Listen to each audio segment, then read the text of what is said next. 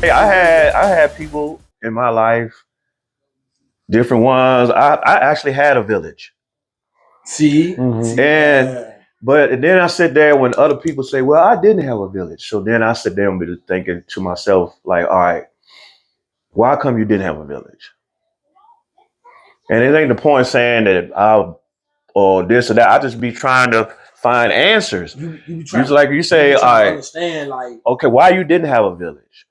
I people because you can tell when somebody hasn't been raised some certain way or been through something like that. I've never lived in the projects. I don't have nothing against people who live there. Don't mean that we better or do this and that.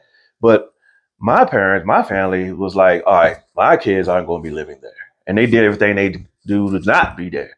So if you're there now and you say, I didn't never have that, okay, why? Why are you here? When we talked earlier about the whole black race in general, we are basically in slavery right now. We are in slavery and actively in slavery and too ignorant to know that we are. It's a how. It's a how is a that? mental slavery. Because you think about it, okay, if I want to eat, if you got lobster at home, why I can't eat lobster? Why should I sit back and say, you eat lobster every night? I eat chips every night. Okay, because that's your choice. Right. So you hear people saying that. So that's why I don't really feel sympathy when I have conversations like with people. Mm. They be like, "Are you upset about?" I said, "I did. I put my pants on like you did." Now, don't get me wrong. Now, I can't be like say Tion's data analyst. I've coached basketball, Okay. so I might can't be a great data analyst. He might can't be a great coach. So I Mhm. ain't gonna sit there and say, "Shoot me, you're a data analyst. I gotta be a freaking coach." Okay, that's your choice. Mhm. Mhm. Yeah. Yeah. Of But course. that's what But a that's what lot I'm of them saying. say that, and But see that same toxic attitude. It trickles down because I like to be a go getter. And so my kids are go getters, all of them. That's good. Built their own life because they follow whatever's around right there. They follow what they see. right. It's almost like I try to be a great guy, a great person all the way around, and hopefully my daughters who now they're seeing people, they have great guys Mm-hmm. because my dad didn't act like this, so this Mhm. is not right.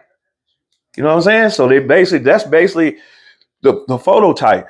Look around at different places now. You see the woman dealing with a person who ain't got nothing going on or Because you the street first. person. The daughter gonna do the same thing. So what you saying, Rome? I heard this quote before. They say when the kid, when a firstborn open their eyes, that parent is like God to them. It's more like that's the first person they see The first person they see, and in then life. all them years you talking about to the adolescents, they sponging. Yeah. So They're a reflection of you. So that's the whole thing. Like especially in their environment, this was wrong with the youth because they seeing how everybody older than them or their peers. They like, dang, this how the world is. I might as well just go this route. We got too many victims. Too many victim mentalities. Too many victims. Uh, I mean, you think about everybody. Let's all right. I don't even go even deeper, and they all black. You got P Diddy, R Kelly. Look into their lives. Mhm. Research from their lives. P. Diddy came through a dad who was a dope dealer and a dope user and was killed by dope dealers, shot in the head. Dang. Mom was all over the place. Dang. Now, I'm not condoning what he done, but that's how he was built. mm-hmm. R. Kelly, he seen an abusive father and an uncle. He been raped, messed with, all that stuff. All of that stuff comes back from the foundation of what's going on. So when you see the youth now or doing this and that, you got some that's just Yeah. out Yeah, that's there. what I'm saying. But then you gotta look too like, okay, they start sponging at a certain point. So you picked this up. You wasn't born doing this. Yeah. So, that's when you gotta hold somebody gotta be held accountable. But they never gonna do it. And see, when I went back to basically how we slaves and people this and that, people now don't get me wrong, or nobody misinterpret, but some people do need the Medicaid. Right. Some people do need Social Security. and the welfare, the benefits. They get to the point like I can't work anymore or disability. So there's some people who need that. But now you think about the other 60% that's abusing it. Mm-hmm. When COVID hit, man, it's been so much deception and craziness and everything goes on. So anybody that did need any kind of help can't get it. It's just, and then in majority, and I'm saying this because it's my race, minority. That's what I'm saying. I'm sure the white do it too, Chinese, whatever. But the majority, what I see is black. They're trying to get by, get over. You trying to rob the next man to do this and that. So why would that man? Of course, they're gonna keep giving you, if you're in a lower income housing, they're gonna keep giving you stuff because they basically your pimp. So Rome, I'm gonna ask you this. What is, from your point of view, this might be opinion, is be facts too, what we as an ethnic group can do? What you think can be the ultimate solution as us in a big thing, like even from old generation and the youth generation, what we can do as a one whole collective? 15 and up, what can we do now? If they already stuck in their head, being in the street or whatever, you can go up there and talk to them and why don't you do this and that. So basically, we today, Junior. I mean, I can still we can still talk to the kids. Like you can still talk to the kids. I mean, yeah, but what's gonna happen? They could think You just about gotta it. get one. I say you gotta just get. It's just. I can say you can save. Just save what you can save. If you can say 1 out of 10, you did something. I mean, you don't want to turn your back on them and all that stuff now. But what you can do, like I said, we got too many victims. We got too many people blaming somebody else for this and that. See, I don't deal with the 50% of trouble with the police. You did it. Yeah, I don't deal with people that still stuck. So what you expect the police to do? I was gonna say one of the things: stop killing each other. That was gonna be my answer. Yeah, that's never gonna stop. Yeah, envious and jealousy. but sometimes it's just it's like they want to start drama because they love drama because they see it on TV. They're like, oh wow, I'm glad that's not me. But yeah, you. It's just like you say with the shooting. You said everybody they just can't do this. You can't. And Every law that's been put into place, everything that goes on now is a reaction from what our race is doing. Because during my time in my 20s, man, I know it was shooting, but not nowhere near this. It was like a regular shot. Somebody got shot. That was it. Damn. Wasn't no shooting like up here or whatever, this or that. You might have we had more fights than it was shooting. Yeah. Nobody had any guns, and then once the fight was over, they were friends afterwards. We just had a disagreement, this and that, whatever. Now you got the point to where we could, I could go outside in my front yard. We could go outside and play, go to the park, this and that. Mm-hmm. Of course, I was under the thing when the lights come on, you better be home already. And that's what the rules I was with and that so too when I was that's not efficient anymore. So that's why they got curfews. The government, everything that's going on is a reaction from dumb shit that's been going on with kids. Curfew, clubs now, come to the party, 45 and up. They basically saying, we don't want y'all 20s in here. Yep. Yeah. I mean, I thought it was been like that. There wasn't no age limit. Oh, dang. I mean, it was an age limit. I can't get in the club under 18. But you got your, you got, where I went, we had clubs that was for me in our age group, in college, whatever, do this and that. But now, the clubs that was for 25s, they don't raise it up to 30. Yep. Or 35 because they don't want nobody 25 in there. And then you think about the ones that they have here, like a lot of spots in Richmond, that's ratchet as hell. That's all they got. You ain't gonna find none of that up here. Oh yeah, no. In Chesterfield, Chester, Short Pump. Nope. You ain't gonna find none of those kind of clubs. So sometimes as a black person or whoever you are, just sometimes take a drive and then look around. Just be like, wow. Up here in Short Pump, there's none of that's going on in Richmond. Mm-hmm. You can't remember the last time there was a shooting on the strip in Short Pump. You probably can't pull it up. But you pull up the last shooting in Richmond Oh, yesterday, yeah. Number one. this morning. Today, yeah. Oh, just 2 hours ago. I mean, what?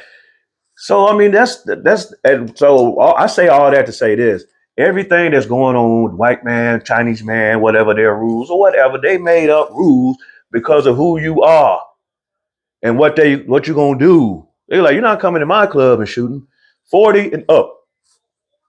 Some places in Roanoke, they have you wear certain clothes. Yeah. No, you ain't like getting a in with no formal tennis party. shoes. Yeah. You ain't getting in with your pants sagging. You ain't getting in with that shirt. Mm-hmm. When I was doing that, there was no wasn't nobody wearing the pants down, all that. But it wasn't no concern about that. You get some brand new flays or shoes, you coming in, show your ID, you in. Now they be like, oh no tennis shoes, no Timberlands. Yeah. But then if you take a step back and then look at the rules, that's all for blacks. Ain't no white guys wearing Timberlands. I never thought about that. Wow. Man, just look at that. Well, again, I haven't been to a party. Well, I'm just saying, nobody does that. They just pick the blame and say, "Oh, y'all racist." Oh, instead of just stopping and look, be like, "Dang." So all of those rules basically is what blacks do.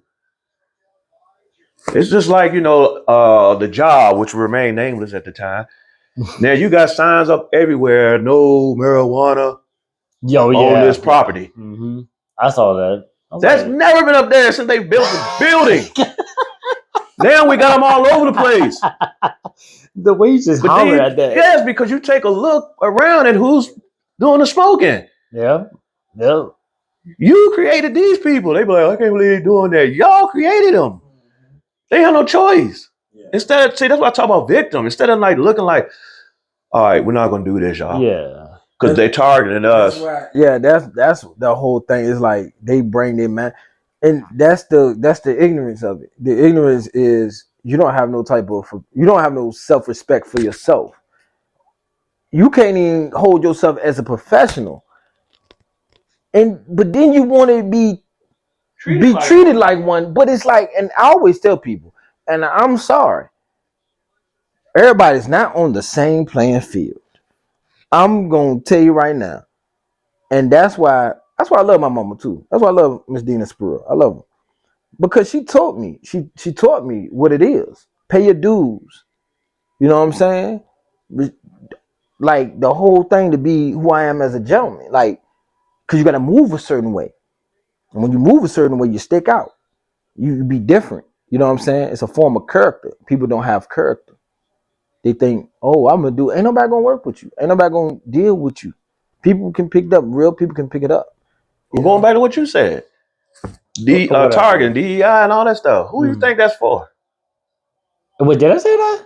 When you just say they boycotting this. Yeah. Who do you think that's targeting?